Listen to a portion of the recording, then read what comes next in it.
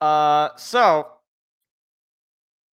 that was a great Super Bowl. I don't like look, okay, there was a lot of people. So many people were saying this Super Bowl sucked. Oh my gosh, it was so boring. I hated it. I didn't even it was like watching paint dry, grass grow. It was the worst. I got to tell you. All right.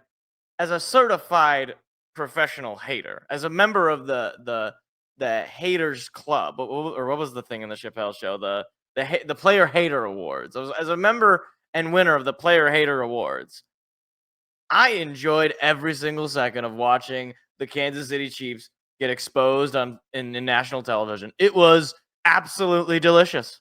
Now, it all started to me. I think things really started to unwind. And this obviously is one of the earlier parts of the game. But I think it all basically started after the Chiefs did nothing with that turnover and then proceeded to, do the thing. Let me actually see, because that was like you thought, oh man, Jalen Hurts throwing an interception. Here we go. This is what's gonna do it? Because at that point, the Eagles were only up 7-0, so the Chiefs are gonna get the ball back. Maybe they answer back, and no, they didn't. It was like, let me give you the Chiefs' drives one by one here, okay? First drive, 4 plays, 12 yards, punt. Second drive, 3 plays, 7 yards, punt. That was after an Eagles touchdown, by the way. Then after the interception, 3 plays, 7 yards, punt. Then a pick six thrown by yours truly, or not. I don't know what. I didn't throw the pick six. It might as well have been me out there. That was 3, and that was, by the way, only 3 plays and -6 total yards. Then after that masterclass, you have 3 plays, another -6 yards, and a punt. Then you have another interception, another punt, and then it was the half. So, in other words, you had 1, 2, 3, 4, 5, 6, 7 drives. You had as many drives as you could get with a touchdown and an extra point, and you got nothing. You didn't have a single drive that you had, or rather, you had just one drive that was more than 10 yards. I.e., you had one drive where you got a first down on your own, like without any penalties or anything like that. Where you, oh my gosh, excuse me, I'm dying. Where you netted a first down. That to me, that is GOAT level stuff. Okay, you want to talk about GOAT? I know there was a lot of people who were saying, "Oh my gosh, here we go. This is the GOAT debate has been reignited." I got to tell you, like this if there's a GOAT for awful performances in the Super Bowl, Patrick Mahomes has 1 and 2, because this was not all that different when he played Tampa Bay a couple of years back. This was just absolutely atrocious. Now, there were some people who were saying Patrick Mahomes played a decent game. Huh? A decent game? Maybe if you look at the counting stats, but if you turn the ball over 3 times, one of them for a touchdown, you didn't have a decent game. You didn't score a point in the first 2 quarters. In fact, you didn't score a point until pretty late into the third quarter. By that point, the game was over, right? We're talking, the Eagles at that point were up 34-0, which they showed it on the stat sheet. 34-0 was the largest lead in the Super Bowl since the Seahawks blew out the Broncos. The game was over at the end of the half. Kendrick Lamar was coming out and singing, attempting to sing songs, and the game was over. The Eagles probably could have popped champagne and nobody would have batted an eye. And I don't want to say this was like entirely predictable. Obviously, the Chiefs going into this game had a very good defense. That's why they were 15-2. But this really did feel like the bottom actually finally in the moment falling out. Every flaw, excuse me, every flaw that anybody had ever pointed out about the Chiefs going into this game came completely true. Their offense was awful all year. They could not move the football down the field. They couldn't run the ball. Isaiah Pacheco was non-existent. Your leading rusher was Patrick Mahomes. They couldn't throw the ball because Mahomes was turning the ball over. He didn't have time to throw it either because the pressure was just coming from the Philadelphia D-line, which, by the way, never even had to blitz. They didn't blitz, and they got like a million pressures. So the offensive line sucked for Kansas City. They had absolutely no offensive firepower. Don't let that 22 points in garbage time trick you into thinking that there was any life in this Chief team. They had just one quarter where they outscored the Eagles, and it was the fourth quarter when the Eagles were putting in Kenny Pickett. Like, I got to tell you, I've watched a lot of Super Bowls in my lifetime. I guess the last time I would have ever seen a Super Bowl where the starters were benched would have been that Seahawk one when they beat the Broncos. And that one I don't even remember watching the whole way. I don't even really remember watching it in general. Like, this was a shock to the system. No doubt about it. Now, if we go into the actual statistical measures of it, because I don't want to just talk crap about the Chiefs as much as I enjoy doing that, you do have to talk about the winners in this. And that would be, of course, the Philadelphia Eagles. And if you just look at the stat sheet offensively, nothing really jumps out of the page. I mean, yeah, Jalen Hurts just 221 yards, a couple of touchdowns and a pick. That's good for a 75 QBR on ESPN, 119 rating. I mean, it was a good game, obviously. He won Super Bowl MVP. But, Mahomes threw for more touchdowns and more total yards. But it didn't matter, right? Like, the game was the problem. Like, the reality with the stats that Mahomes was putting up is that they were, garbage time stats. They were the Pat Statford for all my Lions fans out there. That was that kind of stats. For Hurts, it was meaningful. It was getting the rushing touchdown on the the quarterback sneak. I'm not calling it that, all right? It's a quarterback sneak. All these idiots who want this play banned. Brother, it is a quarterback sneak. I've been running it since I was a little kid in Madden. It's not a new play. Anyway, he had the rushing touchdown. He had the couple of touchdowns in the air. He did have it wasn't a great interception, but it didn't mean anything because your defense was like, all right, we'll just murder this non-existent offense for the Chiefs. Like Saquon Barkley, love the guy. He played a really not great game. And I will eat crow on this. I thought that he was going to be the key to this offense. If he wasn't going, then the Chiefs could win it. No, because the Eagles defense was just that good that it did not matter if Barkley was not playing because you got Devontae Smith. You got A.J. Brown. You even have Jahan Dotson. I got to be honest. I forgot that he was on the Eagles. I forgot that the Commanders had traded him away or let him walk. I don't even remember what the situation was. I forgot that he was on the Eagles. I really did. Dallas Goedert really wasn't a factor. A couple of catches for him, just 27 yards.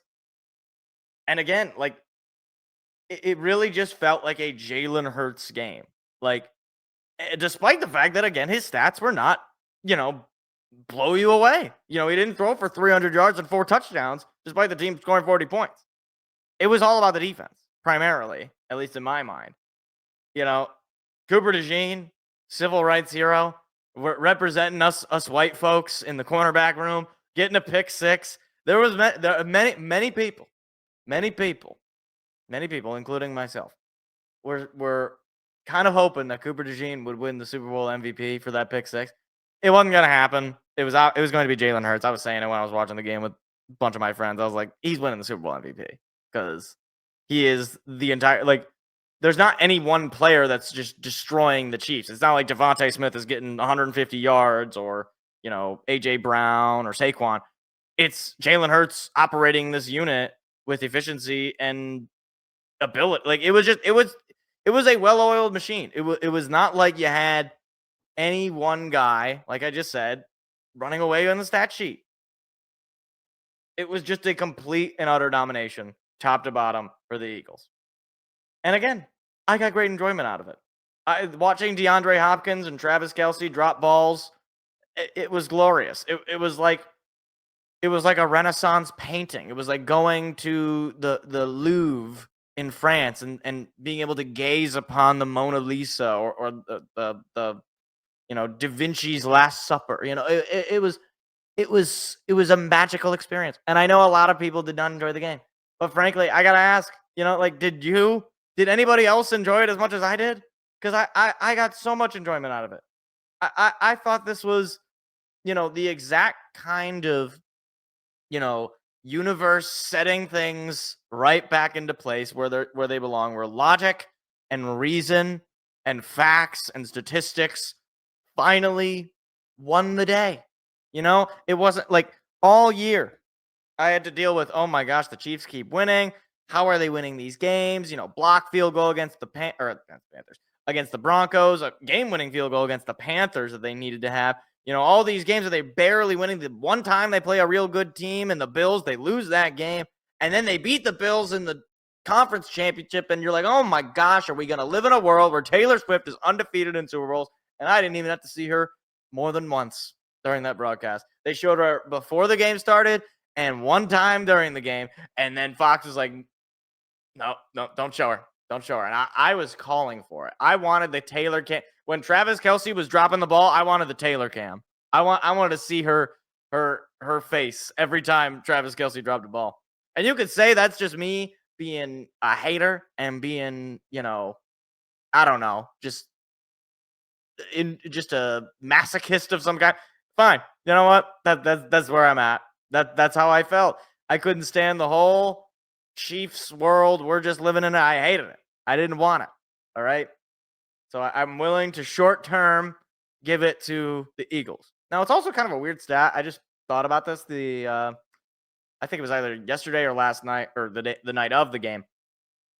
Mahomes is 0-2 in Super Bowls where Brady is present.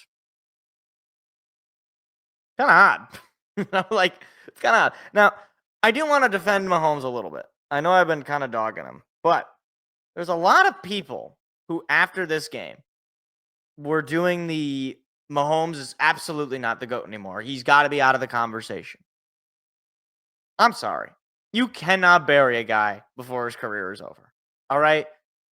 Like, do I think he is the GOAT? No. I mean, you really can't be the GOAT if you don't have as many Super Bowls and you lost to the guy who you were ostensibly supposed to be better than. So, sure, right now he is not. But how old is Mahomes? Like, honestly, like, how many years realistically do you think Mahomes has left in him? Like, he's not, 40 years old. He's not like a nobody.